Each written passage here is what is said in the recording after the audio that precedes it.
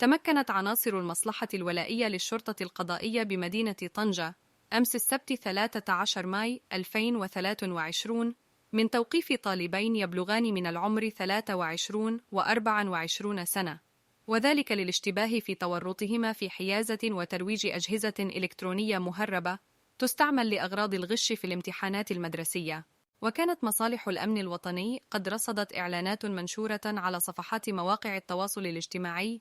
تعرض للبيع أجهزة إلكترونية موجهة لاستعمالها في الغش في الامتحانات الدراسية، حيث أسفرت الأبحاث والتحريات المنجزة عن تحديد هوية المشتبه فيهما وتوقيفهما، وهما في حالة تلبس بحيازة وترويج هذه الأجهزة. وقد أسفرت عملية الضبط والتفتيش عن العثور بحوزة المشتبه فيهما على 64 وحدة للاتصال اللاسلكي و57 سماعة ذكية و18 ساعة يدوية ذكية و45 شاحن خاص بهذه الأجهزة المهربة، علاوة على حجز هواتف نقالة ومبلغ مالي من متحصلات هذه الأنشطة الإجرامية. وقد تم إخضاع المشتبه فيهما للبحث القضائي الذي يجري تحت إشراف النيابة العامة المختصة، وذلك للكشف عن جميع ظروف وملابسات هذه القضية، وكذا تحديد كافة الأفعال الإجرامية المنسوبة للمعنيين بالأمر.